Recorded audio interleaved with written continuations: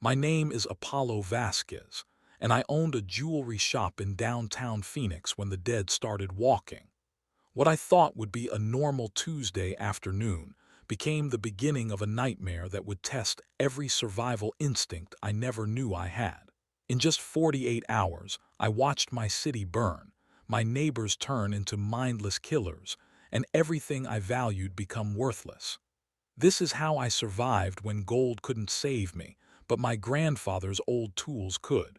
Before we start the video, let us know what country you are tuning in from in the comments section below. Perhaps we will make a story there. Let's begin. My name is Apollo Vasquez, and before the world ended, I spent my days surrounded by beauty. Gold chains that caught the light just right, diamonds that sparkled like captured stars, and silver rings that held promises of forever. I owned Vasquez Fine Jewelry on Central Avenue in downtown Phoenix, a shop I built from nothing after moving here from East LA 15 years ago. Every morning, I would unlock those heavy security doors, disable the alarm system, and step into my sanctuary of precious metals and gemstones. The shop wasn't much to look at from the outside. A narrow storefront squeezed between Kim's pawn shop and what used to be Chen's flower boutique before she retired. But inside, my grandfather's influence lived in every corner. Sebastian Vasquez had been a master silversmith in Guadalajara, and when he taught me the trade as a boy, he always said the same thing. When the world shakes, gold doesn't save you, Mijo. Your hands save you. Your mind saves you. I thought he was just being dramatic, the way old men get when they want to sound wise. I was wrong about that too. By October 2024, I had gotten into a comfortable routine. Tuesday was always my favorite day of the week because it meant the weekend rush was over, and I could focus on the detailed work I actually enjoyed. That particular Tuesday, October 15th, started like any other. The Arizona sun was already warming the concrete by 8 in the morning when I arrived at the shop. I had my usual gas station coffee, still too hot to drink, and Mrs. Henderson's anniversary ring waiting on my workbench. Mrs. Henderson had been coming to my shop for 7 years. Ever since her husband decided he wanted to upgrade her original wedding set for their 25th anniversary. She was one of those customers who made this job worthwhile, always patient when I explained why certain repairs took time, always grateful for the work. Her ring had a loose prong holding a quarter-carat diamond, the kind of job that required steady hands and good lighting. I had quoted her 3 days, but I knew I could have it finished by noon if I focused. The thing about jewelry repair is that it demands complete attention. One slip with the torch, one moment of distraction, and you can destroy something that represents years of someone's life. So when I heard the first screaming outside around 2:30 that afternoon, I didn't immediately look up from my workbench. Downtown Phoenix had gotten rougher over the past few years, and I had learned that minding my own business was usually the safest policy. I had good reason to be cautious about street violence. 2 years earlier, my shop had been robbed twice in the same month. The first time, they got away with about $15,000 worth of inventory. The second time, I was ready for them. I had installed security cameras, reinforced the front door, added steel bars to the windows, and put in a silent alarm that connected directly to Phoenix PD. I even started keeping a .38 revolver in the drawer next to my bench, though Alina used to tease me about being paranoid. Alina Martinez had been my fiancée until a drunk driver took her life 2 years ago this past spring. She was an ICU nurse at Phoenix General, and she always said I worried too much about everything. "You're not that important, Polo," she would laugh when I showed her my latest security upgrade. "Nobody cares about your little jewelry shop that much."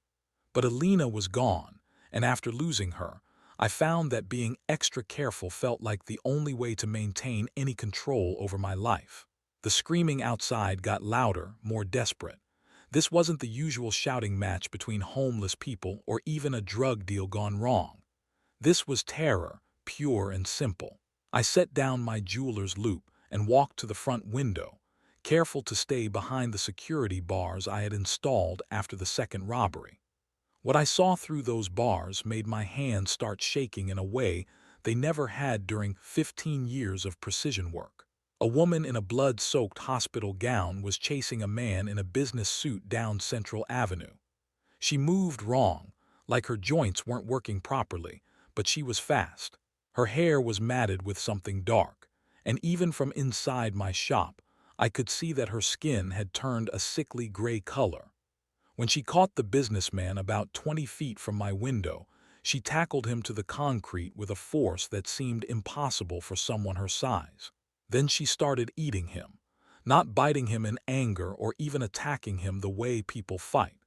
She was literally tearing pieces of flesh from his neck and arms while he screamed and tried to push her away. The businessman was a big guy, probably 6'2" and well-built, but he couldn't get her off him. His screams got weaker and weaker until they stopped completely, but she kept feeding. I grabbed my phone and dialed 911, my hands trembling so badly I had to try 3 times to get the numbers right. The line was busy. I hung up and tried again. Still busy. That was when I noticed the sirens. Not just 1 or 2 in the distance, but dozens of them, coming from every direction, getting closer and farther away in a pattern that made no sense. It sounded like every emergency vehicle in Phoenix was responding to calls simultaneously. I turned on the small television I kept behind the counter, switching to Channel 3 News. Maria Santos, who had been doing the afternoon news for as long as I could remember, was on screen looking more frightened than professional. She was reading from papers in her hands, but her voice kept cracking. Reports are flooding in from across the Phoenix metropolitan area of what appear to be coordinated attacks or possibly some kind of biological incident. We're getting similar reports from Los Angeles, San Diego, Las Vegas, and Tucson. Authorities are strongly advising everyone to stay indoors and avoid contact with anyone displaying violent or erratic behavior. The camera cut to helicopter footage of downtown Phoenix, and I could see smoke rising from at least 6 different locations within a few miles of my shop. The freeway overpasses were packed with cars that weren't moving, and even from the aerial view, I could see people running between the vehicles. Some of them were chasing others. The helicopter pilot's voice came through the speakers, and he sounded as confused as everyone else. I'm seeing what looks like riots breaking out simultaneously across multiple areas, but there's no apparent organization to any of this. It's like random acts of violence are erupting everywhere at once. I locked my front door and pulled down the security gate, something I had never done during business hours. My shop had always been my safe space, the place where I had control over every detail, but suddenly it felt very small and very exposed. The woman in the hospital gown was still outside, but now she was just standing over the businessman's body, swaying slightly. Blood covered her from chest to knees, and she seemed to be looking around for something else to attack. That was when I saw Mrs. Chen from the flower shop next door. She was walking down the sidewalk carrying a small bag of groceries, completely unaware of what was happening 20 feet in front of her. I wanted to warn her to shout for her to run, but I was frozen behind my security bars watching this nightmare unfold. The woman in the hospital gown turned toward Mrs. Chen, and even through the glass and steel, I could see that her eyes had changed. They were milky white, like someone with advanced cataracts, but she was moving toward Mrs. Chen with definite purpose. Mrs. Chen saw her coming and tried to back away, but she was 70 years old and moved slowly even on good days. The woman in the hospital gown covered the distance between them in seconds. Mrs. Chen tried to hit her with the grocery bag, but it was like watching a child fight an adult. The attack was just as vicious as what had happened to the businessman, and this time I couldn't look away. The news was getting worse by the minute. Maria Santos was trying to maintain her professional composure, but reports were coming in faster than she could read them. Similar incidents in Scottsdale, Tempe, Mesa, and Glendale. The governor had been moved to an undisclosed location. The National Guard was being activated. All hospitals in the Phoenix area were reporting being overwhelmed with casualties, and several had gone into complete lockdown. By 6 o'clock that evening, the power went out. Not just in my building, but across several city blocks based on what I could see from my window. The backup battery on my security system kicked in automatically, and I still had about 4 hours of power for the cameras, but I knew that wouldn't last long. The sounds outside were getting worse. More screaming, but also sounds I had never heard before. Howling almost like animals in pain, but coming from human throats. I had always kept emergency supplies in the shop after the robberies. 3 days' worth of water, some canned food, a battery-powered radio, and basic first aid supplies. Alina used to joke that I was preparing for the end of the world, but I just wanted to be ready for anything. I never imagined anything like this. The radio was picking up emergency broadcasts, but they were contradictory and increasingly desperate. Stay in your homes. Avoid contact with anyone showing signs of illness. Do not attempt to reach hospitals or emergency services unless absolutely necessary. Some stations were playing recorded messages on loop. Others had gone silent completely. The few live broadcasts I could find were from people who sounded as terrified and confused as I felt. Around 10 o'clock, my backup security cameras caught movement in the alley behind my shop. 3 people were trying to break into the building next door, but they weren't moving like normal burglars. They were stumbling, bumping into each other, making no attempt at stealth. One of them was a Phoenix police officer, still in uniform, but his shirt was torn and covered in blood. When they couldn't get the door open, they just stood there, swaying and occasionally bumping against the wall. That was when I realized these weren't riots or random attacks. Something was fundamentally wrong with these people. They were moving like they were drugged or brain damaged, but they were also incredibly violent and seemingly impossible to stop. The businessman from earlier had been a big, strong guy, and he couldn't fight off one woman who couldn't weigh more than 120 pounds. I tried calling my cousin Miguel in Tucson to see if this was happening everywhere, but the cell towers were apparently down. No signal at all. The landline in my shop had been disconnected for years, since I only used my cell phone for business.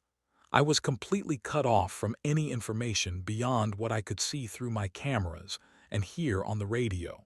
Around midnight, I heard banging coming from the pawn shop next door. Mr. Kim and I had been neighbors for 8 years, and while we weren't exactly friends, we had developed a mutual respect. He was a Korean War veteran who had opened his shop about the same time I opened mine. We would nod to each other when we arrived in the mornings, sometimes share information about suspicious customers, but mostly kept to ourselves. The banging was rhythmic, like someone hitting the wall between our shops with something heavy. 3 hits, pause, 3 hits, pause. It could have been someone trying to break in, but something about the pattern made me think it might be a signal. Mr. Kim was old-school military, and if anyone would try to communicate through walls during an emergency, it would be him. I found a hammer from my tool kit and tapped back on the wall. 3 hits, pause, 3 hits. The banging from his side stopped immediately, then resumed with a different pattern. 2 hits, pause, 2 hits. I responded with the same pattern. Then silence for about 5 minutes before I heard his voice, muffled but clear enough to understand. "Apollo, you still alive over there?" It was a statement, not a question, and hearing another human voice after hours of terror was almost overwhelming. I pressed my face close to the wall and called back as quietly as I could while still being heard. "Mr. Kim, what the hell is happening out there?" His response chilled me to the bone. "End of the world, son. End of the damn world." We talked through the wall for about an hour, sharing what we had seen and heard. Mr. Kim had been watching the chaos from his shop just like I had, but his military experience gave him a different perspective on what was happening. "These aren't riots, Apollo. This is some kind of biological attack or disease outbreak. These people aren't acting like criminals or even crazy people. They're acting like their brains aren't working right, but their bodies are still functioning. He had counted at least 30 people wandering around our block who were showing the same symptoms: gray skin, white eyes, aggressive behavior toward anyone who seemed normal, and apparent immunity to pain or fear. He had watched one of them walk through a plate glass window without even slowing down, cutting herself badly enough that she should have bled to death, but she just kept walking. The worst part was that Mr. Kim had recognized several of them. The mailman who delivered to our block twice a week, a homeless man who usually slept in the doorway of the abandoned store across the street, a woman who worked at the coffee shop 2 blocks down. These weren't strangers or criminals. They were our neighbors, and something had turned them into monsters. As we talked, I found myself thinking about my grandfather's old workshop in the basement of my building. When I first rented this space, the basement had been full of abandoned equipment from a silversmith shop that had operated here in the 1940s and 50s. Instead of having it removed, I had explored it thoroughly and discovered it was actually quite sophisticated for its time. There were tools, workbenches, even some raw materials that were still usable after all those years. More importantly, I had found maps and building plans that showed this area of downtown Phoenix had an extensive tunnel system that connected many of the older buildings. The tunnels had been built during World War II for civil defense purposes, then later used by businesses for deliveries and storage. Most people didn't even know they existed anymore, but I had always thought of them as a potential escape route if my shop was ever robbed again. My grandfather's voice echoed in my memory as I listened to Mr. Kim describe the chaos outside. When the world shakes, Mijo, gold doesn't save you. Your hands save you. Your mind saves you. For the first time in my adult life, I was beginning to understand what he meant. All the security systems and reinforced doors in the world wouldn't help me if I couldn't think my way out of this situation. The radio broadcasts were becoming more sporadic and desperate. The few stations still transmitting were reporting complete breakdown of emergency services, hospitals overrun with casualties, and entire neighborhoods going dark. The governor's recorded message played every 20 minutes, urging calm and promising that help was coming, but it was obvious that no help was coming. We were on our own. Around 3 in the morning, I heard new sounds from outside, not just the wandering and occasional screaming, but what sounded like organized activity. Footsteps moving in groups, doors being tested systematically, windows being broken with deliberate purpose. These people, whatever they had become, seemed to be learning. They were working together in ways that suggested some kind of remaining intelligence, even if their individual behavior appeared mindless. I checked my security cameras and saw something that made my blood run cold. About 15 of these infected people had gathered in the street in front of my building. They weren't just wandering aimlessly anymore. They were facing the building, and several of them were testing the security gates and doors. One of them, a man in a torn business suit, was actually examining the lock on my front door with what looked like purposeful intent. That was when I knew that staying in my shop was no longer a viable long-term strategy. These things were getting smarter, and they were specifically targeting buildings where they suspected people might be hiding. I had maybe a few hours before they figured out how to get through my defenses, and then I would be trapped with nowhere to run. I started gathering everything I thought I might need for an extended period away from my shop. My grandfather's jewelry tools, which were more precise and durable than anything modern manufacturing produced. The .38 revolver and what little ammunition I had. My emergency food and water supplies. Most importantly, the building plans and tunnel maps I had discovered in the basement workshop. The sounds outside were getting closer and more organized. I could hear them testing doors and windows throughout the building, and occasionally there would be a crash as they broke through somewhere. But they seemed to be moving slowly and methodically, which suggested I still had some time to prepare. Mr. Kim was still awake, and we continued our whispered conversations through the wall. He had military rations and a hunting rifle with about 60 rounds of ammunition. More importantly, He had served in Korea and understood urban warfare tactics. If we were going to survive whatever was happening, we were going to need each other. The plan that emerged from our discussions was simple but risky. We would break through the wall between our shops, combine our resources and defensive positions, and prepare for either a prolonged siege or an eventual escape through the basement tunnel system. Neither option was appealing, but staying separated and trying to handle this alone was clearly not going to work. As dawn approached on Wednesday morning, I took one last look around my jewelry shop. Mrs. Henderson's ring was still sitting on my workbench, half finished, the diamond secure in its new setting but not yet polished. Alina's engagement ring was in my personal safe, where I had kept it since her funeral 2 years ago. Everything else, all the gold and silver and precious stones that had defined my life for 15 years, suddenly seemed completely irrelevant. The world outside was no longer the world where jewelry mattered, where people saved money for months to buy symbols of love and commitment. This was a world where my grandfather's old tools and his lessons about survival would determine whether I lived or died. The infected people in the street were still testing my defenses, and I could hear similar activity throughout the building. Whatever was coming next, I knew that my comfortable, predictable life as a jeweler was over forever. But I was still alive, and Mr. Kim was still alive, and somewhere in this city there had to be other people who were fighting to survive just like we were. My grandfather had always said that when everything falls apart, you find out what you're really made of. I was about to discover if 15 years of working with precious metals had taught me anything about being precious myself. When Wednesday morning light finally crept through my barricaded windows, I got my first clear look at what our neighborhood had become overnight. The security cameras showed bodies scattered across Central Avenue, but they weren't all dead. Some of them were still moving, twitching occasionally or trying to crawl despite what appeared to be severe injuries. The woman in the hospital gown from yesterday was still there, now joined by at least a dozen others who moved with that same jerky, unnatural gait. I had always prided myself on being observant. 15 years of examining diamonds and precious stones had trained my eyes to notice the smallest details, imperfections that could mean the difference between a valuable gem and worthless glass.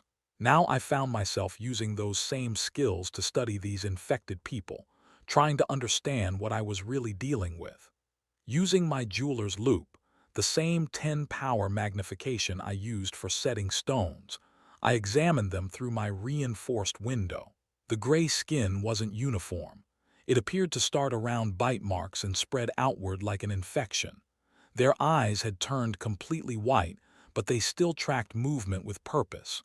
Most disturbing was their behavior. They weren't just wandering randomly. They seemed to be following some kind of pattern, testing doors and windows systematically. The businessman I had watched get attacked yesterday was now one of them. His expensive suit was torn and blood-stained, but he was walking around with the same purposeful movements as the others. Whatever this infection was, it didn't just kill people. It changed them into something else entirely, and the change seemed to preserve their basic motor functions while destroying whatever made them human. Around 8 o'clock that morning, I heard Mr. Kim tapping on our shared wall again, the same 3-tap pattern from the night before, followed by his voice calling my name quietly. "Apollo, we need to talk about breaking through this wall. I can hear them upstairs in my building, and I don't think these doors are going to hold much longer." I had been thinking the same thing. The infected people outside were becoming more organized, and it was only a matter of time before they figured out how to get past our security measures. Mr. Kim had 60 years of life experience on me and military training from Korea. If he thought we needed to combine our defensive positions, I wasn't going to argue. The wall between our shops was original construction from the 1950s, solid concrete block with a layer of drywall on each side. Breaking through it would require tools and time, both of which were in short supply. But I had something that most people wouldn't have access to: My jewelry repair equipment included a small acetylene torch designed for precision metalwork. It wasn't powerful enough to cut through concrete, but it could handle the metal reinforcement bars inside the blocks. I explained my plan to Mr. Kim through the wall. I would use my torch to cut through the metal reinforcement, then we could break out the concrete blocks with hammers and pry bars. It would take several hours and make some noise, but it was our best option for creating a passage between our shops without going outside. Before I started cutting, I wanted to learn everything I could about what we were facing. I spent another hour studying the infected people through my cameras and window, making mental notes about their behavior patterns. They seemed to be attracted to sound more than anything else. When a car alarm went off 3 blocks away, most of them turned toward it immediately and started walking in that direction. They were also stronger than normal people, but not in a coordinated way. I watched one of them, a woman who used to work at the coffee shop down the street, try to open a car door. She grabbed the handle and pulled with enough force to actually bend the metal, but she didn't seem to understand that the door was locked.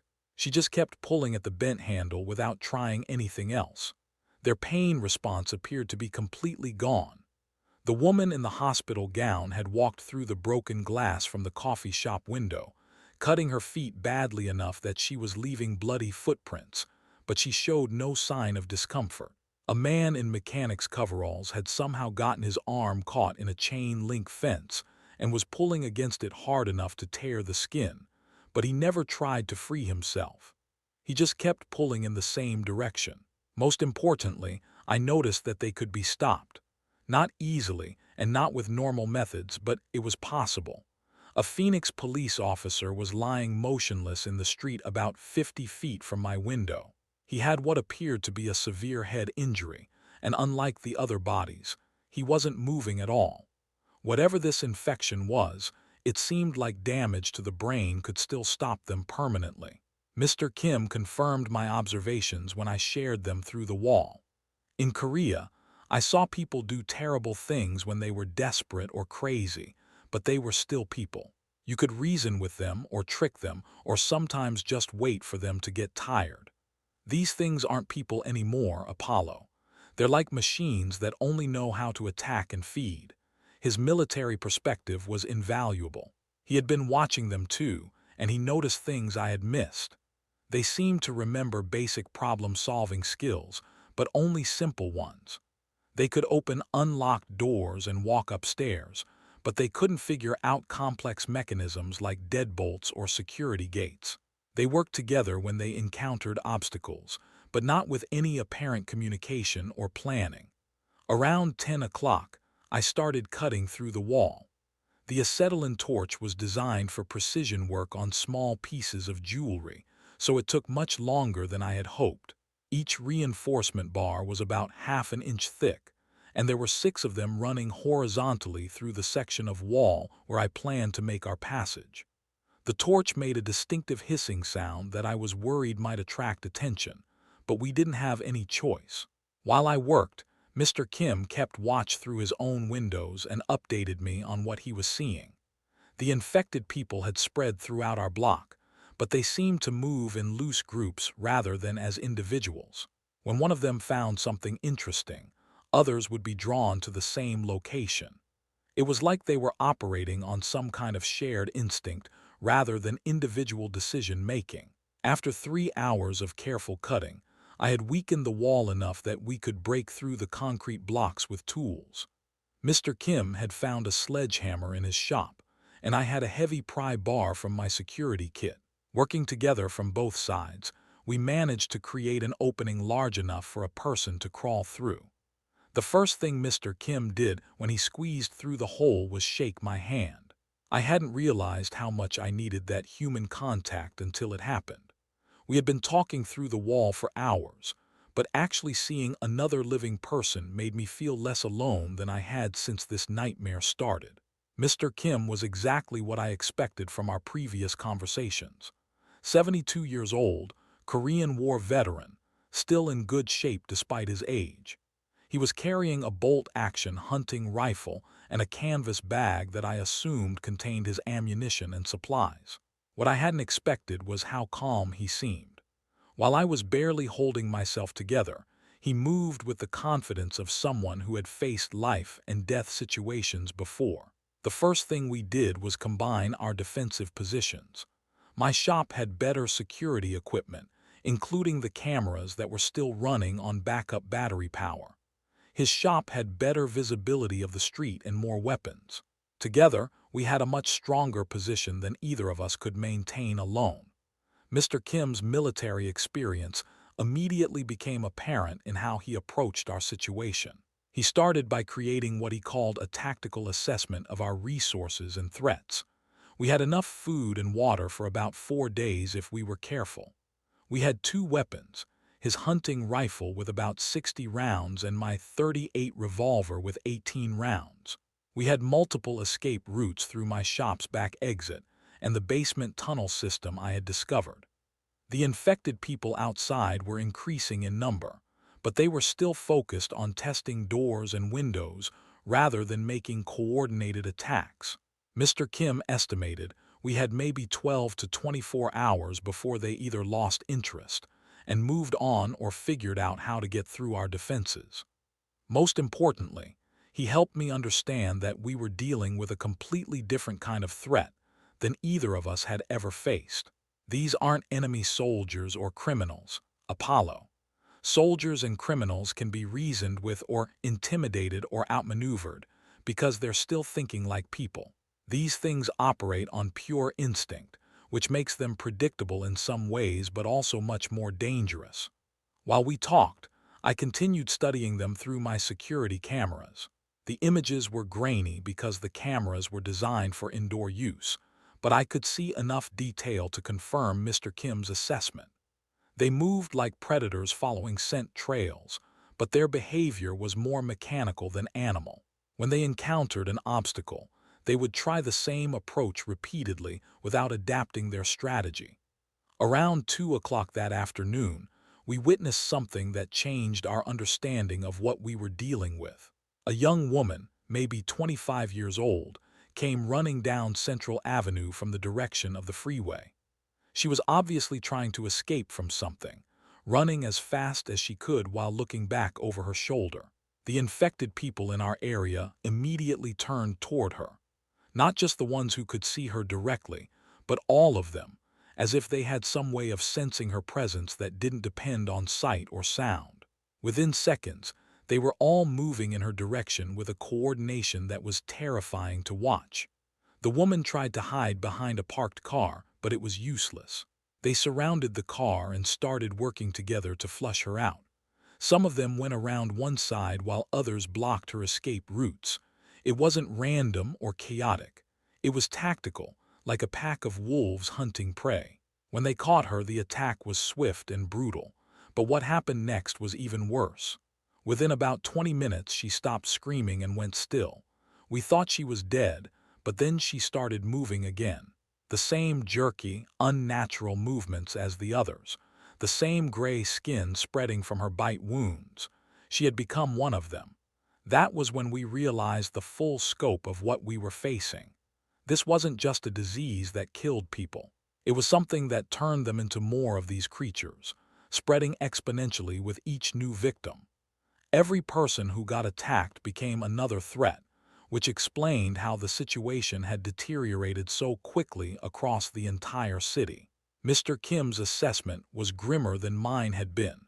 This is not something that's going to burn itself out or be contained by the military. Every person who gets infected becomes part of the problem. The more people they attack, the stronger they become as a group.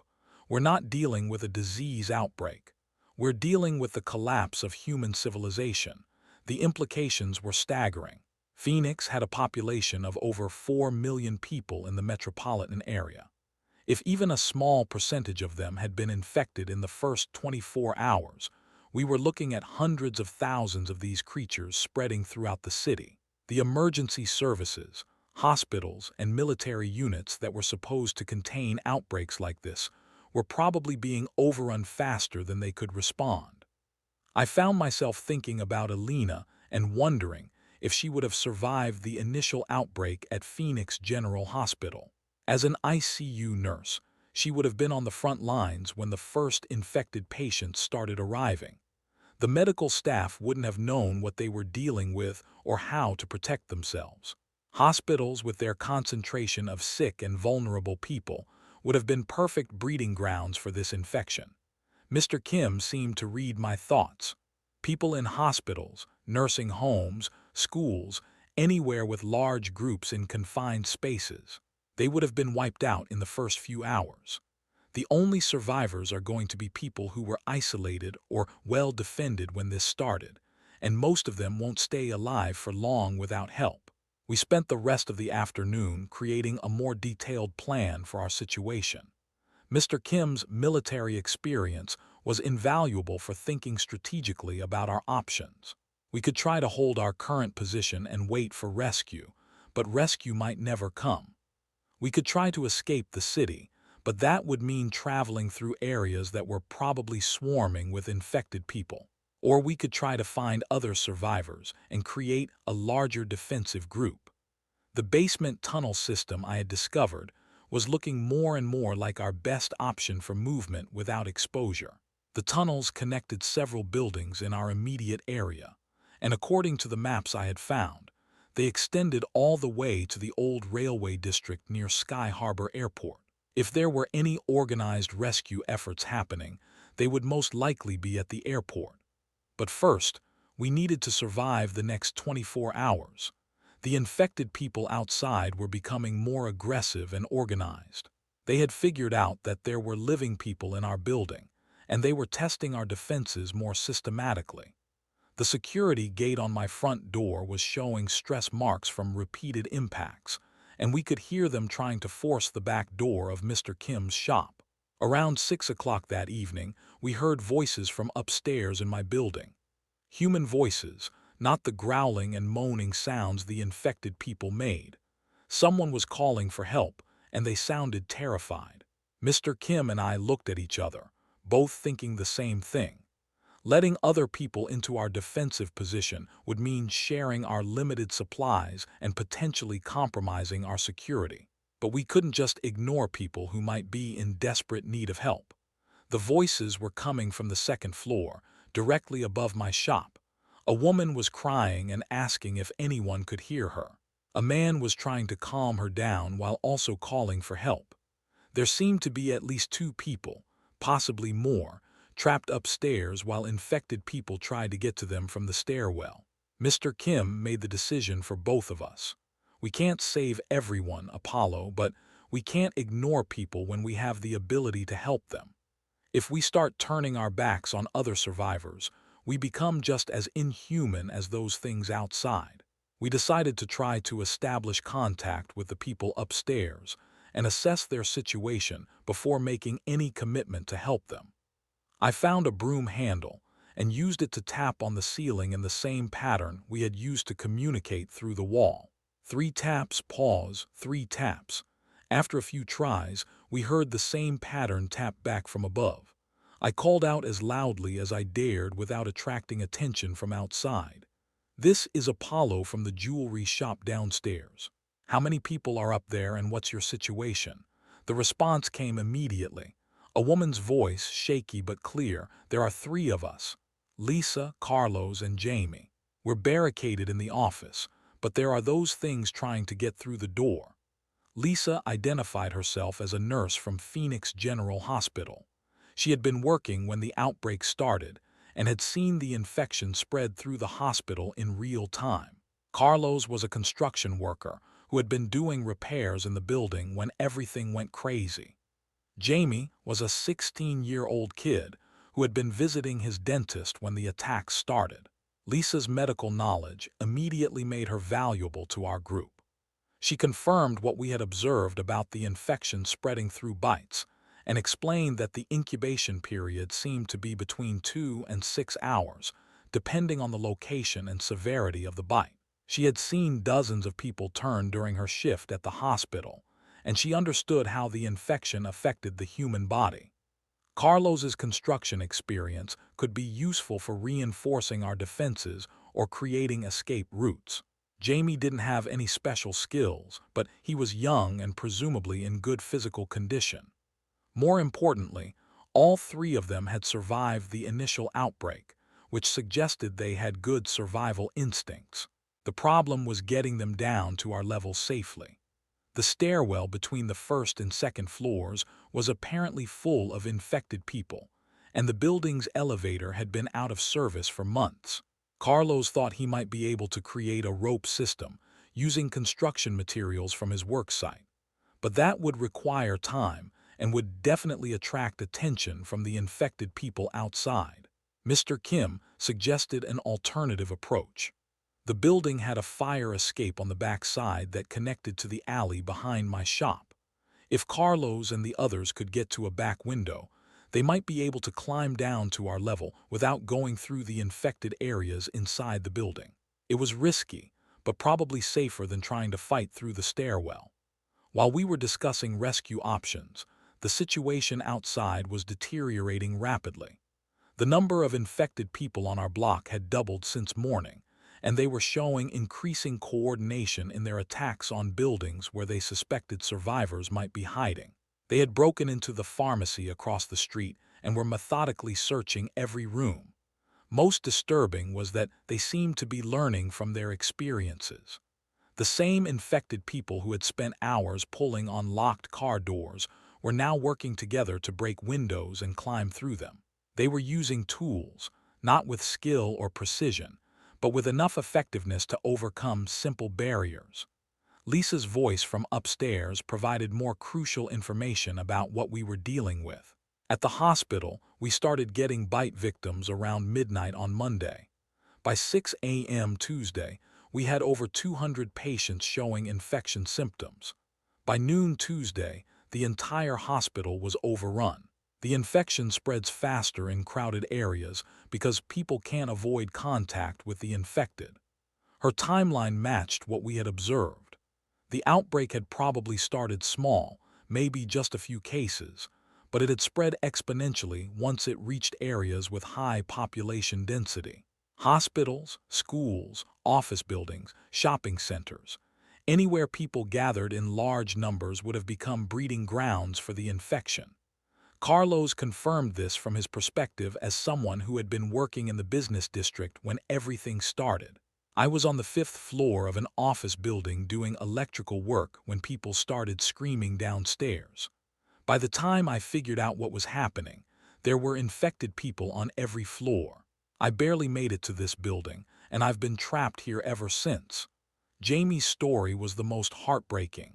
He had been at a dental appointment with his mother when the attacks started.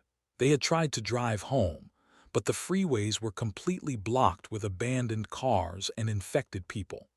His mother had been bitten while trying to get gas for their car, and Jamie had watched her turn into one of those creatures within a few hours. As night fell on Wednesday, we finalized our plans for attempting a rescue of the 3 survivors upstairs. The risk was enormous, but so was the potential benefit of having more people in our group. Lisa's medical knowledge could be the difference between life and death if any of us got injured.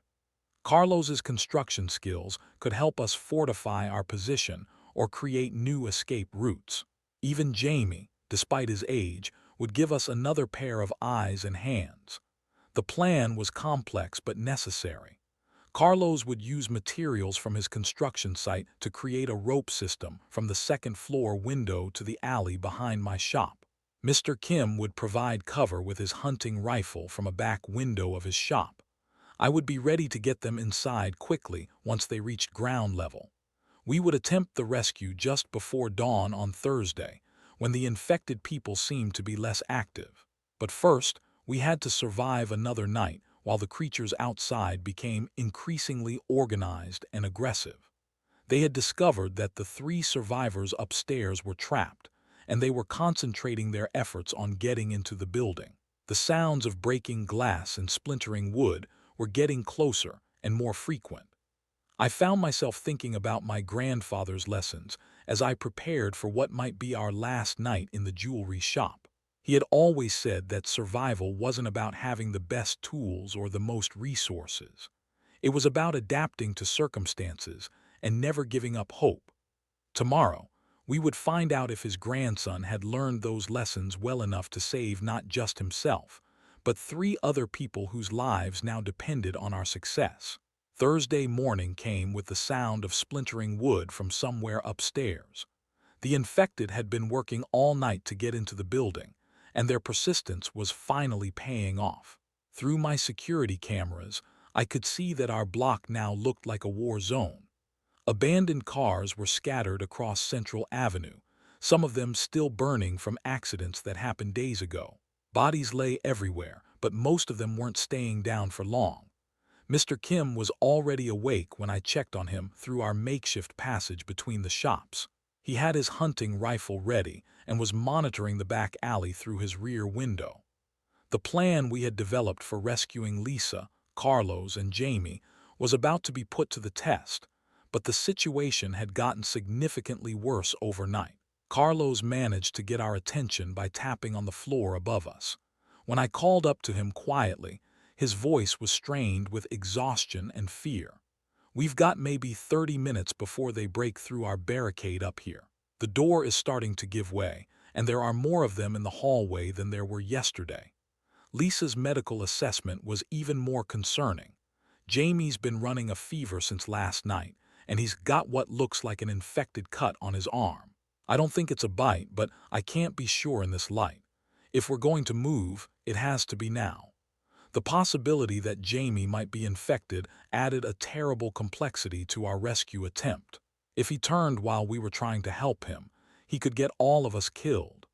But we couldn't abandon a 16-year-old kid based on a fever that might just be from stress and dehydration. Mr. Kim and I looked at each other, both understanding that we were about to make a decision that could determine whether any of us survived the next few hours. Carlos had managed to create his rope system using electrical cable from his construction materials. It wasn't ideal, but it would support the weight of one person at a time descending from the second-floor window to the alley behind my shop.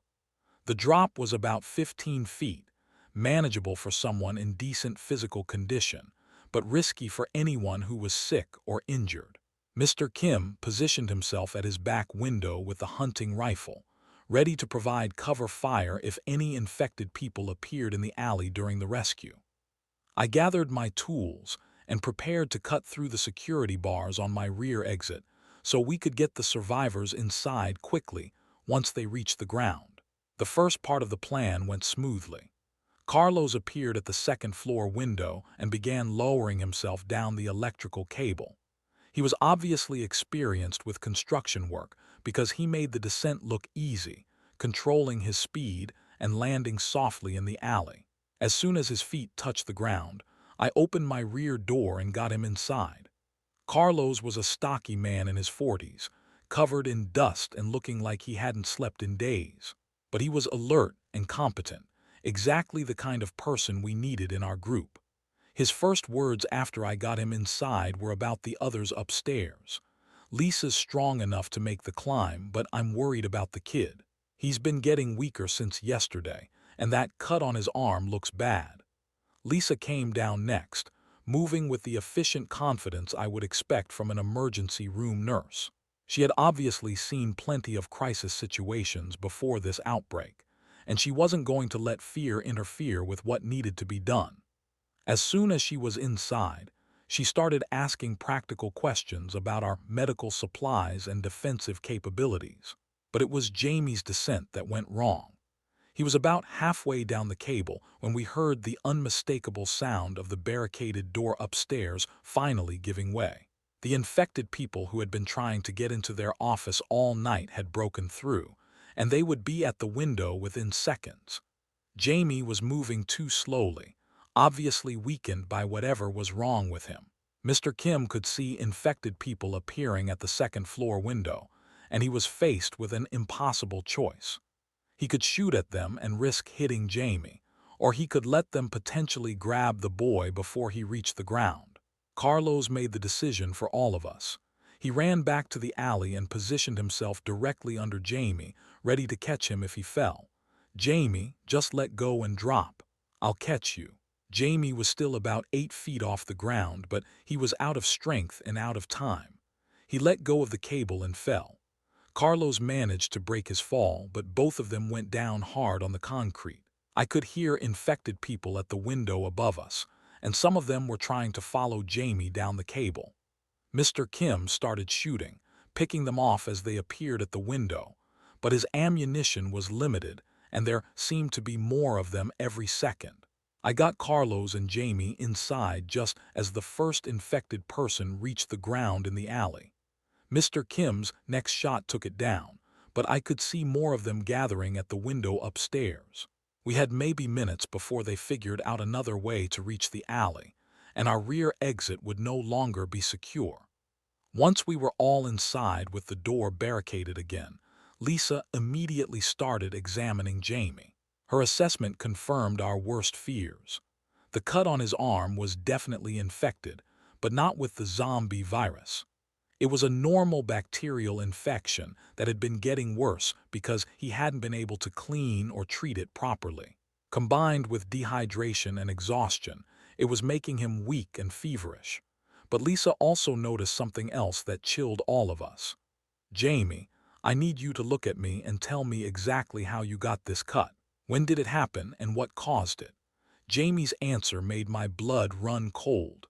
"It happened yesterday morning when I was trying to barricade our door.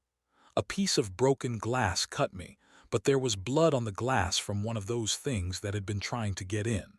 Lisa's medical training kicked in immediately. If there was infected blood on the glass that cut you, you might have been exposed to the virus through the wound. The incubation period is usually 2 to 6 hours, but it could be longer if you weren't bitten directly. We need to watch you very carefully for any changes in behavior or appearance. The possibility that we had just brought a potentially infected person into our secure area was terrifying, but we couldn't turn him away now. Jamie was just a kid who had lost his mother and was trying to survive in a world that had gone insane. If he was infected, we would deal with that when it happened. If he wasn't, we had just saved the life of someone who deserved a chance to live. Carlos proved his value to our group immediately. His construction experience allowed him to assess our defensive position with a professional eye, and he identified several ways we could improve our security. The passage between my shop and Mr. Kim's shop needed to be reinforced and camouflaged, so it wouldn't be obvious to anyone who managed to get inside one of our buildings. The windows needed additional barriers that would stop infected people, but still allow us to observe the outside. More importantly, Carlos confirmed what I had hoped about the basement tunnel system. I've worked on building renovations all over downtown Phoenix, and I know about those tunnels. They connect at least 12 buildings in this area, and some of them go all the way to the industrial district near the airport. If we can get into them safely, we can move around without being exposed to what's happening on the street level. Lisa's medical knowledge was equally valuable. She had seen the infection's progression in hundreds of patients at Phoenix General, and she could give us detailed information about what to expect from the infected people outside. The virus seems to preserve basic motor functions and some problem-solving abilities, but it destroys higher brain functions like empathy, fear, and pain response. They remember how to walk and climb and use simple tools, but they can't plan ahead or adapt to new situations quickly. Her description matched our observations perfectly. The infected people were becoming more coordinated, but only in simple, instinctive ways. They could work together to surround prey or break down barriers, but they couldn't develop complex strategies or learn from mistakes in the way living people could. Jamie, despite his weakness and fever, provided information that none of us had considered. As a teenager who had spent countless hours exploring downtown Phoenix on his skateboard, he knew about passages and hiding places that adults would never discover. There are storm drains and maintenance tunnels that connect to the subway system they were building before it got canceled. Some of those connect to the basement tunnels you're talking about. By midday Thursday, we had established ourselves as a functional survival group. Mr. Kim provided military leadership and tactical planning. Lisa gave us medical support and knowledge about the infection. Carlos offered construction skills and knowledge of building systems. I contributed my understanding of the local area and the tunnel maps I had discovered. Even Jamie, sick as he was, had information that could be crucial for our long-term survival. But our situation was becoming more desperate by the hour. The infected people outside had figured out that we were hiding in the connected shops, and they were concentrating their efforts on getting inside. The security gate on my front door was showing serious stress damage, and we could hear them testing every possible entry point around both buildings. Our supplies were also running low faster than expected with 5 people instead of 2. We had enough food for maybe 2 more days if we were careful with rationing. Water would last a bit longer, but not much. Most critically, Mr. Kim's ammunition was down to about 40 rounds, and my revolver only had 12 rounds left. Around 2 o'clock that afternoon, we witnessed something that changed our understanding of how the infection was spreading. Through my security cameras, we watched as a Phoenix Fire Department truck came down Central Avenue with its sirens blaring. It was moving slowly, probably because of all the abandoned cars blocking the street, but it was the first official emergency response we had seen since Tuesday. The infected people reacted to the sirens immediately, converging on the fire truck from every direction. Within minutes, there were hundreds of them surrounding the vehicle. The firefighters inside tried to keep moving, but they were quickly overwhelmed by the sheer number of bodies pressing against the truck. What happened next was horrifying but educational. The firefighters opened the doors and tried to fight their way clear using axes and other tools. They were obviously well-trained and physically capable, but they made the same mistake that everyone else had made in the early stages of this outbreak. They were trying to fight these creatures like they were normal people who could be injured or intimidated. The infected people swarmed the firefighters with a coordination that was terrifying to watch. It wasn't chaotic or random. They attacked systematically, with some of them grabbing and holding while others bit and tore. Within 10 minutes, all 4 firefighters had been overwhelmed and were being torn apart in the street. But the worst part came about 20 minutes later. One by one, the firefighters started moving again. They got up with the same jerky, unnatural movements as all the other infected people, and they joined the horde that had killed them. We had just watched 4 trained emergency responders become part of the threat they had been trying to fight. Lisa's analysis was grim but necessary. Those firefighters probably had the best protective equipment and training of anyone in the city. If they couldn't survive contact with a large group of infected people, then organized rescue efforts are probably impossible. We're not going to be rescued. We're going to have to save ourselves. The implications were staggering. If emergency responders with professional equipment and training couldn't survive encounters with large groups of infected people, then the military and police forces that were supposed to contain this outbreak were probably being overrun just as quickly. Every failed rescue attempt was just adding more infected people to the problem. Carlos's perspective as someone who worked in emergency services construction was equally discouraging. I've installed communication equipment in fire stations and police precincts all over the city. Those guys are tough and well-trained, but they're not equipped to deal with something like this. Their tactics and equipment are designed for normal emergencies, not for fighting people who can't be reasoned with or stopped by conventional means. Around 4 o'clock, we had to make a difficult decision about Jamie. His fever had gotten worse, and the infected cut on his arm was showing signs of serious bacterial infection. Lisa needed to clean and treat the wound properly, but that would require using most of our limited medical supplies. If Jamie wasn't going to survive anyway, using those supplies on him might doom the rest of us if someone else got injured. But Lisa made the choice for all of us. I took an oath to help people when I became a nurse, And that oath doesn't stop applying just because the world has gone crazy. Jamie's not infected with the zombie virus. He's just a sick kid who needs medical attention, and I'm going to give him that attention whether we can spare the supplies or not.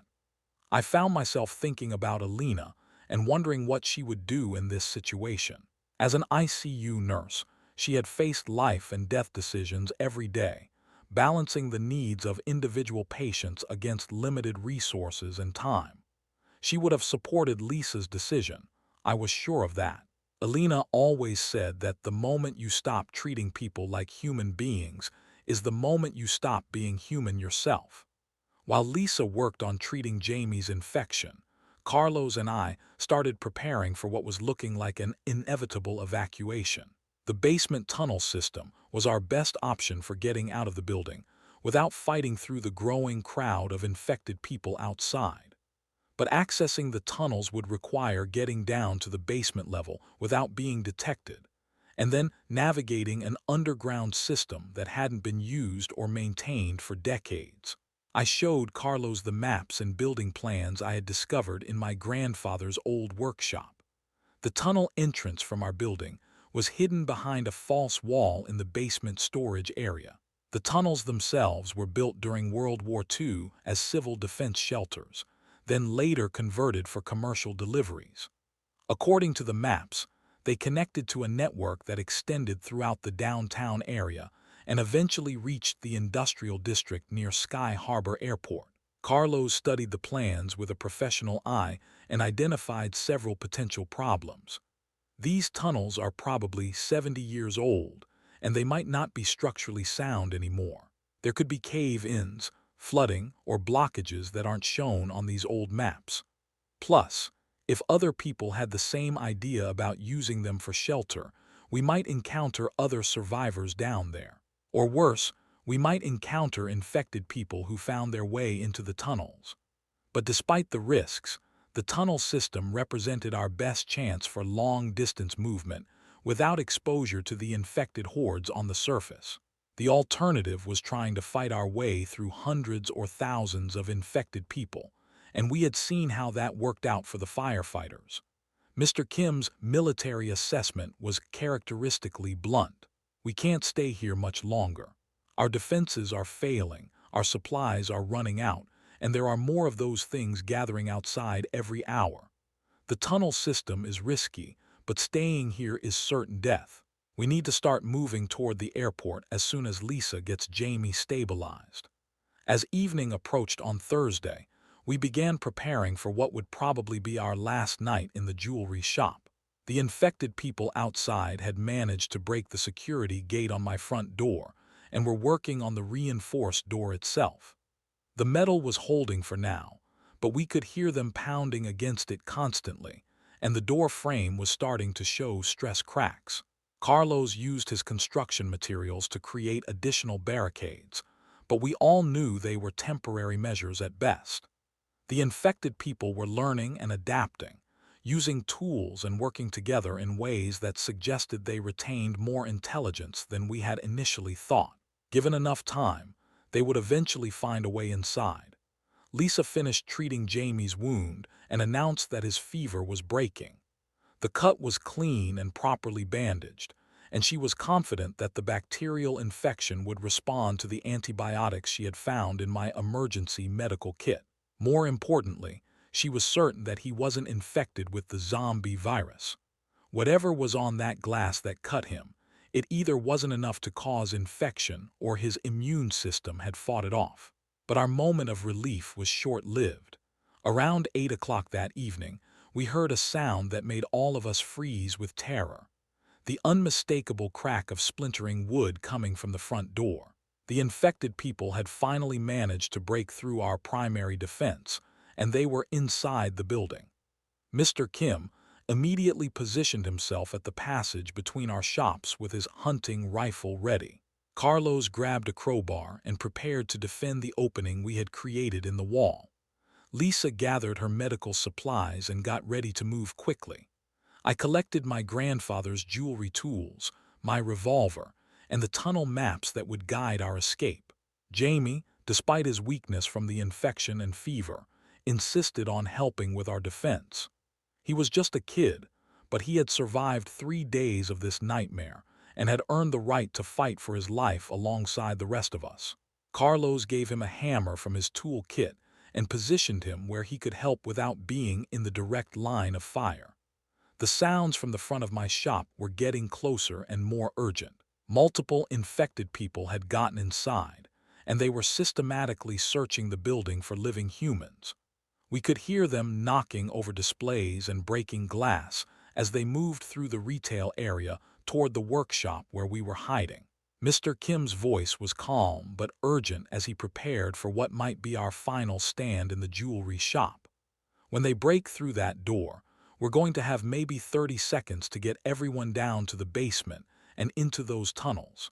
There's no room for mistakes or hesitation. If someone falls behind, we can't stop to help them.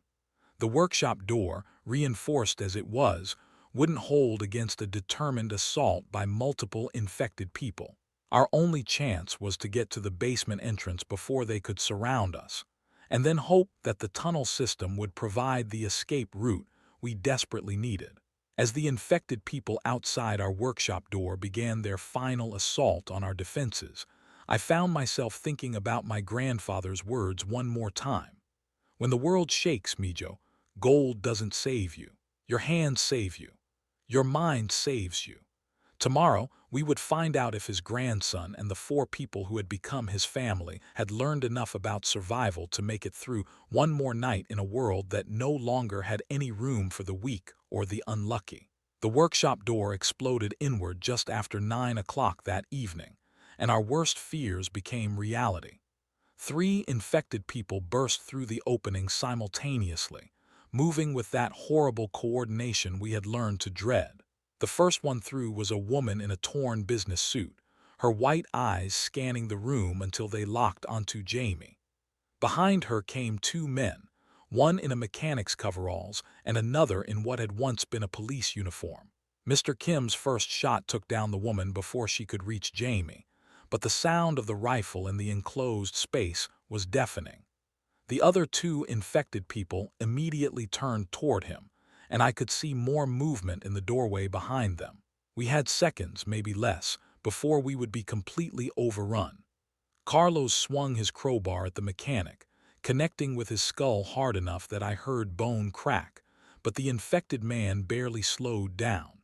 The crowbar was embedded in his head, but he kept moving toward Carlos with his hands reaching for his throat. It was Lisa who finished him off, driving a screwdriver from my tool kit deep into his eye socket with the precision of someone who understood human anatomy. The infected police officer was the most dangerous because he still had his service weapon holstered on his belt. I managed to get my .38 revolver out and put 2 rounds into his chest before realizing that body shots weren't going to stop him. My 3rd shot took off the top of his head, and he finally went down for good. But we could already hear more infected people coming through the front of the shop, and the sound of Mr. Kim's rifle had attracted attention from outside as well. Through my security cameras, which were still running on backup power, I could see infected people pouring into the building from the street. We had maybe 2 minutes before they reached our position, and our ammunition was running dangerously low. "Get to the basement now," Mr. Kim shouted as he reloaded his rifle. "I'll cover the rear, but we need to move immediately." Carlos grabbed Jamie, who was still weak from his infection and fever, and helped him toward the basement entrance I had prepared earlier that day. Lisa gathered her medical supplies and the precious antibiotics that were keeping Jamie alive. The basement entrance was hidden behind my grandfather's old workbench, a massive piece of furniture that had to be moved aside to reveal the door underneath. Carlos and I managed to shift it just enough to create an opening, while Mr. Kim fired 3 more shots at infected people who were trying to force their way into the workshop. Lisa went down first, using a flashlight to check that the basement was clear. Carlos helped Jamie down next, then followed himself. I grabbed my grandfather's tool kit and the tunnel maps that were our only hope of navigating the underground system. Mr. Kim came last, backing down the stairs while keeping his rifle pointed at the workshop above us. The basement of my building was exactly as I remembered it from my exploration years earlier. A low ceiling supported by concrete pillars, with my grandfather's old silversmith workshop taking up most of the space. The tunnel entrance was behind a false wall that had been painted to look like part of the original construction, but I knew exactly where to find the hidden latch. Carlos helped me pull away the false wall panel, revealing a steel door that was secured with a lock that had probably been installed during World War II. The lock was old but solid, and it took several minutes of work with my jewelry tools before I could get it open. Behind the door was a concrete tunnel that disappeared into darkness, with electrical conduits running along the ceiling that suggested it had been used for legitimate purposes after the war. We could hear the infected people upstairs tearing apart my workshop, and it wouldn't be long before they discovered the basement entrance. Mr. Kim positioned himself at the bottom of the stairs with his rifle ready, while the rest of us prepared to enter the tunnel system that represented our only chance of escape. Lisa used her medical training to assess our group's physical condition before we started what could be a long underground journey. Jamie was still weak from his bacterial infection, but the antibiotics were working and his fever had broken. Carlos had twisted his ankle during our fight in the workshop, but he could still walk without assistance. Mr. Kim was in good shape despite his age, and I was uninjured but exhausted from 3 days of constant stress and limited sleep. The tunnel itself was in better condition than I had expected. The concrete walls were solid, and while there was some water damage and debris from decades of neglect, the passage was clearly navigable. According to my grandfather's maps, this particular tunnel ran east for about half a mile before connecting to a larger passage that would take us toward the airport district. We had traveled maybe 200 yards into the tunnel when we heard the unmistakable sound of the infected people discovering the basement. Their voices echoed down the concrete passage, that horrible moaning and growling that had replaced human speech. Worse yet, the sound suggested they were following us into the tunnel system. Mr. Kim made a command decision that probably saved all our lives. Carlos, take the others and keep moving toward the airport. Follow Apollo's maps and don't stop for anything. I'm going to slow down our pursuit and then catch up with you later. Before any of us could object, he disappeared back the way we had come, moving quietly despite his age. We heard his rifle fire 3 times in quick succession, followed by the sounds of infected people falling or retreating. Then silence for several long minutes before Mr. Kim reappeared, moving quickly toward our position. That should buy us maybe an hour, but they'll figure out how to get around the bodies I left blocking the tunnel. We need to put as much distance as possible between us and them. The next hour was a nightmare of navigation through passages that hadn't been used or maintained for decades. Some sections were flooded with several inches of stagnant water that soaked our shoes and made every step treacherous. Other areas were blocked with debris that had to be carefully moved aside without creating noise that might attract attention from above or behind us. Jamie's condition was our constant concern. The antibiotics Lisa had given him were helping with the bacterial infection, but the stress and physical demands of underground travel were taking a toll on his already weakened system. Carlos ended up carrying most of Jamie's weight, supporting him as we navigated obstacles and difficult terrain. Lisa's medical knowledge proved invaluable when we encountered our first serious obstacle. About a mile into the tunnel system, we found a section where the ceiling had partially collapsed, creating a barrier that appeared impassable. But Lisa noticed that the debris pile had created an air current that suggested there was open space beyond the blockage. Working together, we managed to create a small opening that allowed us to crawl through to the other side. The passage beyond the collapse was in better condition, suggesting that this section of the tunnel system had been maintained more recently than the areas closer to my building. That was when we encountered other survivors for the first time since entering the tunnels. Voices echoed from somewhere ahead of us, human voices speaking in normal conversation rather than the inhuman sounds made by infected people. Carlos wanted to approach them immediately, but Mr. Kim insisted on caution. "We've survived this long by being careful about who we trust," he warned. "These could be decent people who will help us, or they could be desperate people who will try to take our supplies and weapons. We need to assess the situation before we make contact." Moving carefully toward the voices, we discovered a group of 6 people who had set up a temporary camp in a wider section of the tunnel. They had battery-powered lanterns, sleeping bags, and what appeared to be several days' worth of food and water. Most importantly, they were clearly uninfected and seemed to be working together cooperatively. The group consisted of 2 families who had escaped from their apartment building when it was overrun on Wednesday morning. David and Sarah Chen had 2 young children, ages 7 and 9. Marcus and Jennifer Williams had a teenage daughter named Ashley. They had been living in the tunnels for 2 days, trying to figure out how to reach the airport where they hoped to find military evacuation flights. David Chen turned out to be an engineer who had worked on the original subway construction project before it was canceled. His knowledge of the tunnel system was more current and accurate than my grandfather's old maps, and he confirmed that there was indeed a route that would take us all the way to the industrial area near Sky Harbor Airport. But he also warned us about dangers we hadn't considered. The tunnel system isn't completely isolated from the surface. There are ventilation shafts, utility access points, and drainage connections that infected people could use to get underground. We've been hearing them moving around above us, and yesterday we saw evidence that some of them had found their way into other parts of the tunnel network.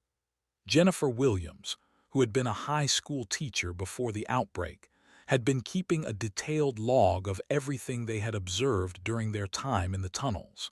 Her notes included information about which passages were clear, which areas showed signs of infected presence, and which routes seemed to offer the best chance of reaching the airport safely. Most disturbing was her observation that the infected people were adapting to the underground environment faster than anyone had expected. They're learning to navigate in the dark, and they seem to be able to track scent trails even in areas with poor air circulation.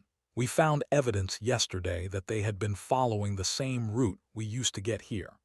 Combining our 2 groups created new challenges, but also significant advantages.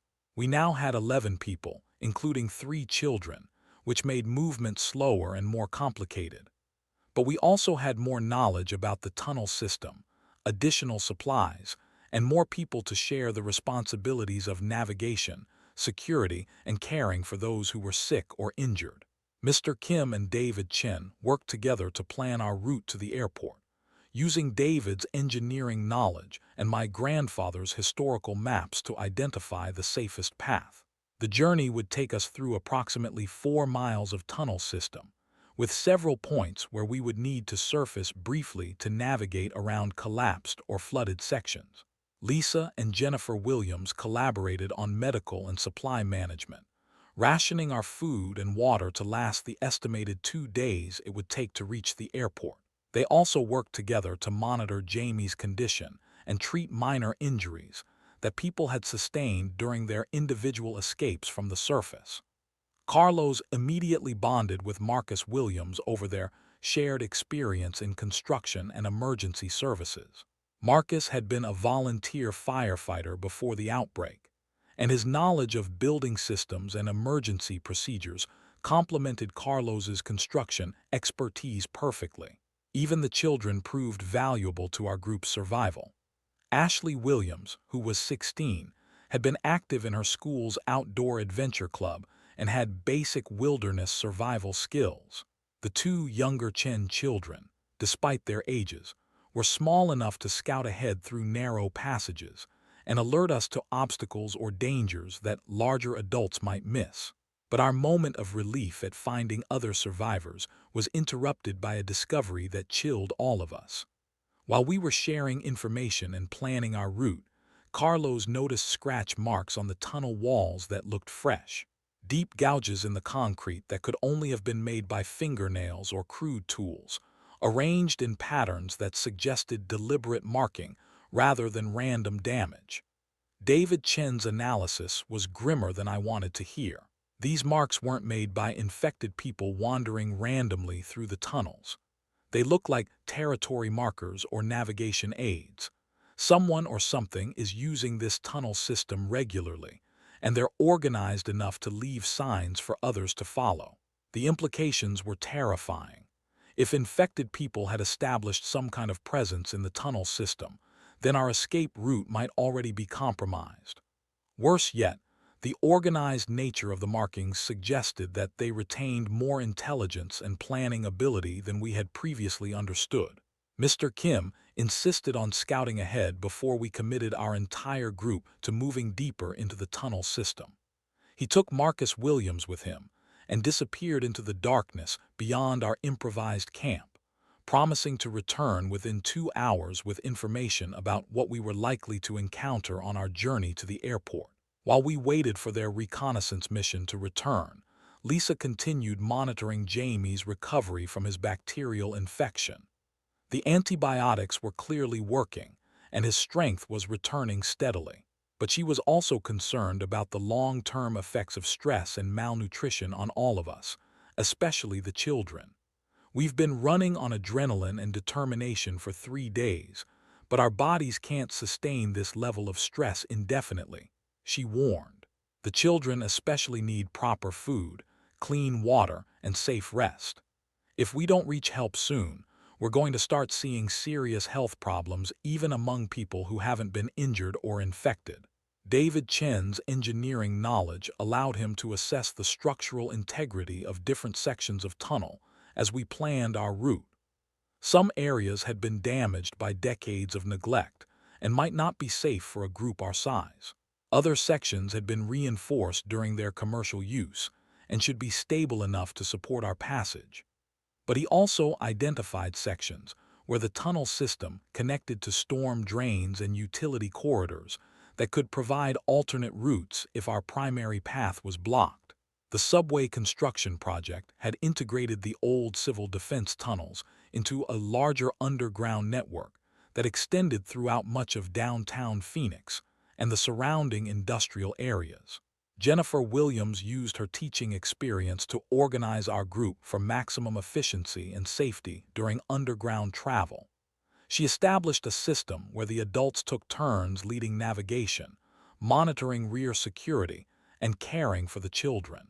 Everyone had specific responsibilities, and everyone understood the importance of staying quiet and moving together as a coordinated unit.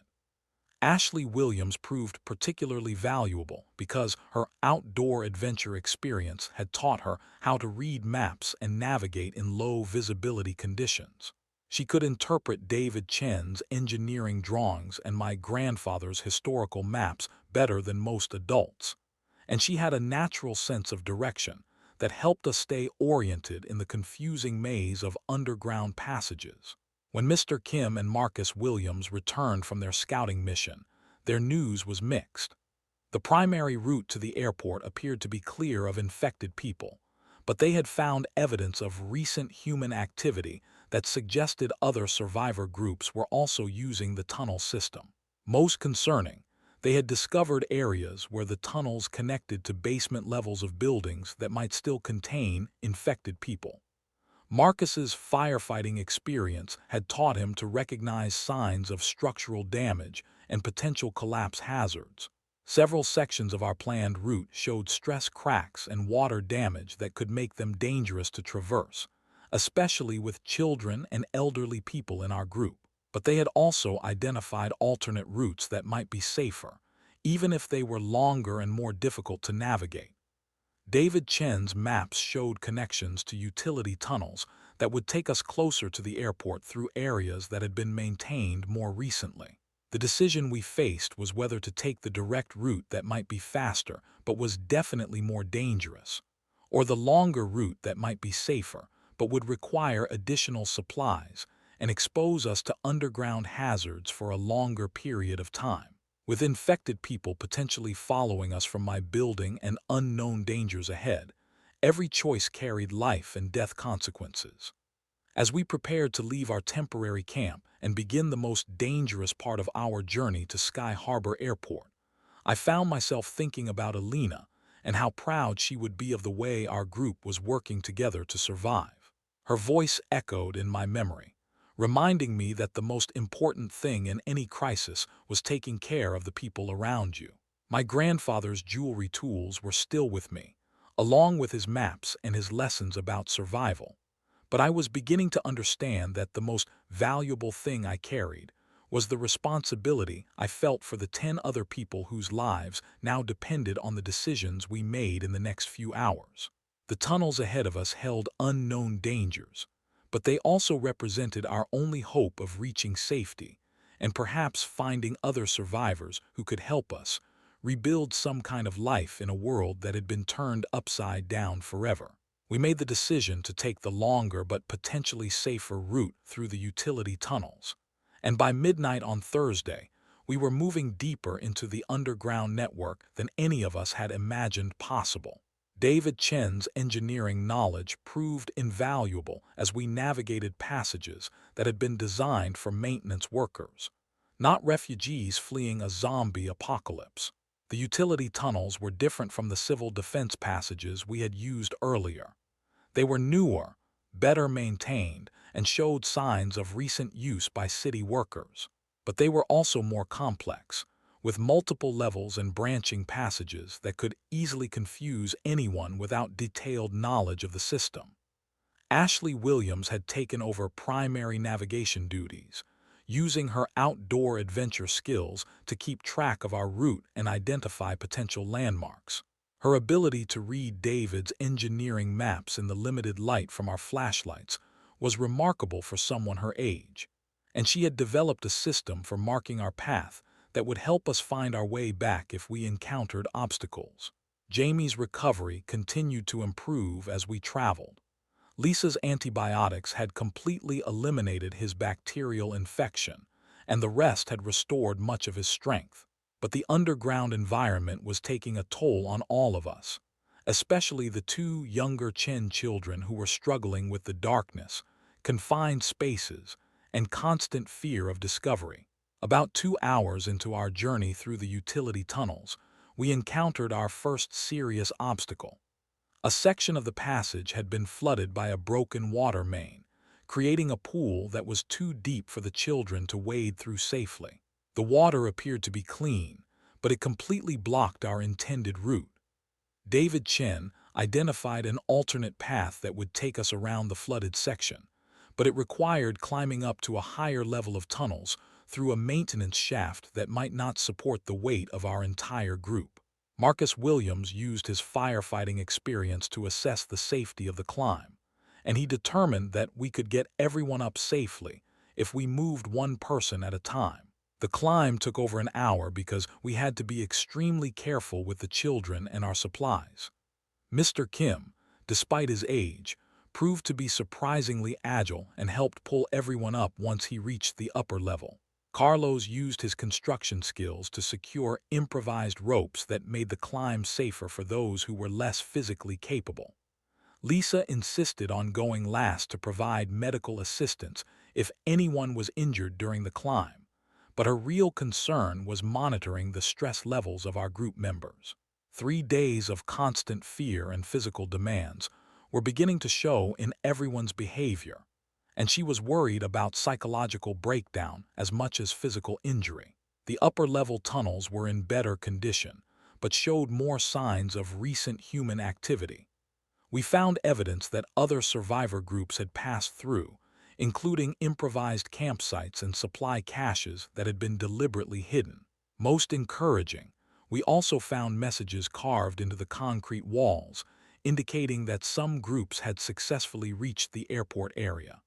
But we also discovered evidence that not all the survivors using these tunnels had been friendly. Jennifer Williams found blood stains and signs of a struggle in one section, along with scattered personal belongings that suggested someone had been robbed or attacked. The realization that we might encounter hostile humans as well as infected people added a new dimension to our security concerns.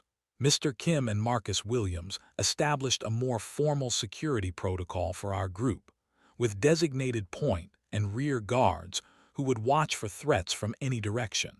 They also developed hand signals that would allow us to communicate without making noise that might attract attention from above or from other tunnel users. Around 3 o'clock Friday morning, we made contact with another survivor group that changed our understanding of what was happening at Sky Harbor Airport. A family of 4 had been traveling in the opposite direction, fleeing from the airport area after witnessing the collapse of military evacuation efforts. Robert Martinez was a baggage handler who had been at work when the outbreak reached the airport. His wife Elena and their 2 teenage sons had been trying to catch a flight to visit relatives in Denver when the emergency began. His account of what had happened at Sky Harbor was devastating to our hopes for rescue. The military set up evacuation flights on Tuesday and Wednesday, but they were completely overwhelmed by the number of people trying to get out of Phoenix. By Thursday morning, there were tens of thousands of refugees at the airport, and the soldiers couldn't maintain order or security. When infected people started appearing among the crowds, the whole operation collapsed in a matter of hours. Elena Martinez, who shared the same name as my lost fiancé, described the horrific scene when the evacuation broke down. People were fighting each other for spaces on planes that couldn't hold everyone. Families were separated when only some members could get seats. When the infected people arrived, the panic turned into a complete disaster. The soldiers abandoned their positions and tried to save themselves. Their teenage sons confirmed that by Thursday evening, the airport was completely overrun with infected people, and the military evacuation had been abandoned. Any remaining aircraft had been destroyed or had fled without passengers. The family had escaped through maintenance tunnels and had been trying to reach safer areas when they encountered our group. This news forced us to completely reconsider our plans. The airport was no longer a potential rescue point, and continuing in that direction would probably lead us into one of the most dangerous areas in the city. But we were now more than halfway through the tunnel system, and returning to downtown Phoenix would mean traveling through areas we knew were compromised. David Chen suggested an alternative destination based on his knowledge of Phoenix infrastructure. The water treatment plant in the southeast part of the city was built like a fortress, with multiple security barriers and its own power generation system. If any government facility was still operational, it would likely be there. The Martinez family decided to join our group for the journey to the water treatment plant, bringing our total to 15 people, including 5 children. Their knowledge of the airport area would help us avoid that danger zone, and Robert's experience with airport infrastructure gave us additional expertise for navigating complex building systems. But traveling with a larger group created new challenges. Our food and water supplies, which had been carefully rationed for 11 people, now had to stretch even further. More critically, moving 15 people quietly through underground passages required much more coordination and created more opportunities for someone to make a mistake that could expose us all. Lisa and Elena Martinez worked together to address the medical needs of our expanded group. Several people were developing respiratory problems from the poor air quality in the tunnels, and everyone was showing signs of exhaustion and malnutrition. The Martinez family had brought some additional medical supplies, but they also brought new health concerns that had to be monitored. Around dawn on Friday, we reached a critical decision point in the tunnel system. According to David Chen's maps, we could continue toward the water treatment plant through a route that would keep us underground for several more hours, or we could surface briefly to assess the situation above ground and potentially find better supplies or information. The surface option was tempting because our flashlight batteries were running low and several people were developing claustrophobia from the extended time underground. But surfacing would expose us to whatever was happening on the streets of Phoenix, and we had no way of knowing how dangerous that might be. Mr. Kim made the decision for our group based on his military experience. We surface for reconnaissance only. 2 people go up to assess the situation while everyone else stays hidden underground. If it's safe, we can consider moving above ground for faster travel. If it's dangerous, we continue through the tunnels regardless of the difficulties. Marcus Williams volunteered to accompany Mr. Kim on the surface reconnaissance, using their combined military and emergency services experience to evaluate threats and opportunities. The rest of us waited in a defensive position, while they climbed up through a utility access that opened into an industrial area several miles southeast of downtown Phoenix. They returned after about 30 minutes with news that was both encouraging and terrifying. The immediate area around the utility access was clear of infected people, but smoke was rising from multiple locations throughout the city. More importantly, they had been able to get a radio signal from a government emergency broadcast that indicated organized resistance was still functioning in some areas. The emergency broadcast mentioned a temporary safe zone that had been established at Luke Air Force Base, about 20 miles west of Phoenix. Military units were still conducting limited rescue operations for groups of survivors who could reach designated pickup points. The closest pickup point to our location was at a shopping center about 5 miles from where we were hiding.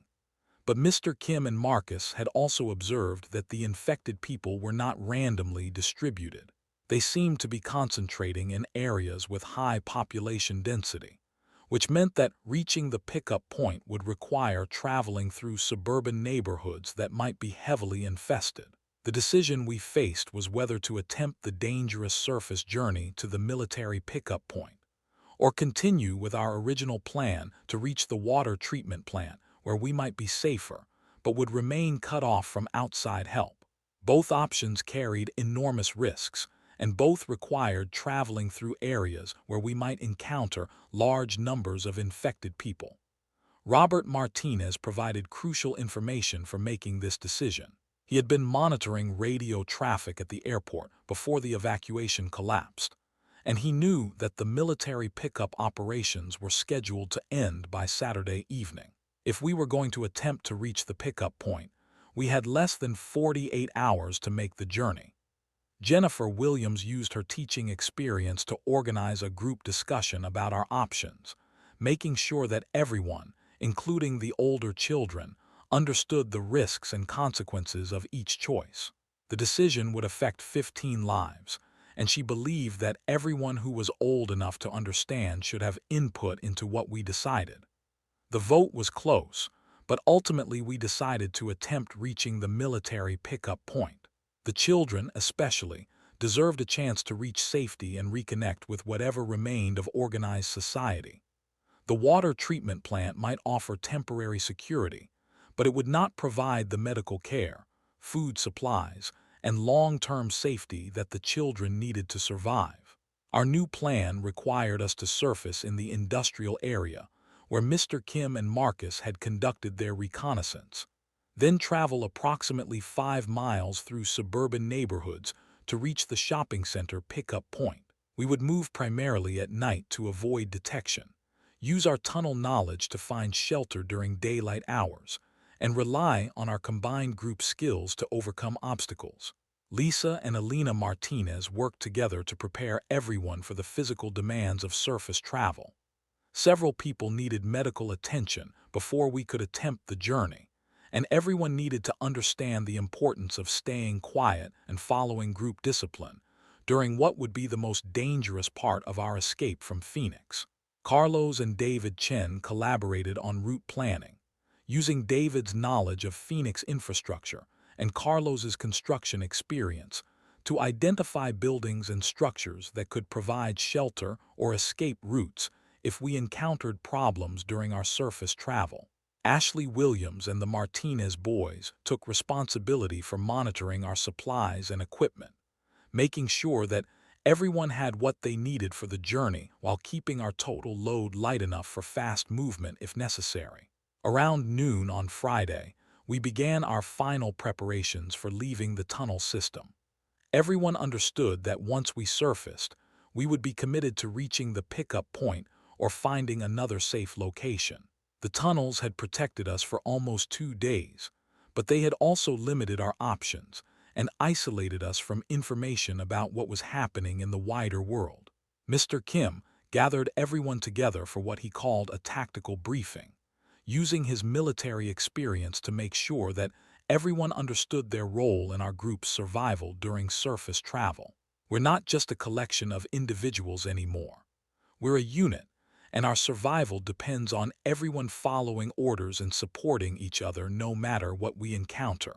The tunnel access we had chosen for our surface emergence was in an industrial area that offered good concealment and multiple escape routes if we encountered problems. But it was also several miles from the pickup point, which meant we would need to cross areas of suburban Phoenix that we had no recent information about. As we prepared to climb up from the underground passages that had been our home and refuge for the past day and a half, I found myself thinking about the journey that had brought us to this point. 4 days earlier, I had been a jeweler whose biggest concern was finishing Mrs. Henderson's anniversary ring on schedule. Now I was part of a group of 15 people whose survival depended on decisions I was helping to make. My grandfather's tools were still with me, along with his maps and his lessons about adapting to circumstances beyond your control. But the most valuable thing I carried was the responsibility I felt for the people around me, especially the 5 children who deserved a chance to grow up in a world that offered more hope than the nightmare Phoenix had become. Alina's engagement ring was still in my pocket, a reminder of everything I had lost, but also a symbol of the love and commitment that made survival meaningful.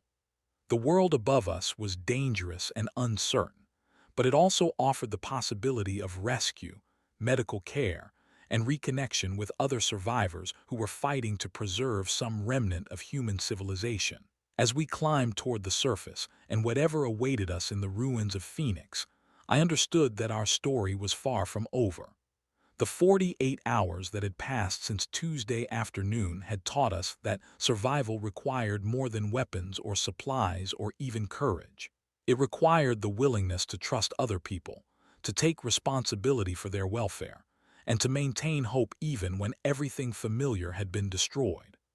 The shopping center pickup point was 5 miles away through territory we knew nothing about, and we had less than 48 hours to reach it before the military abandoned their rescue operations.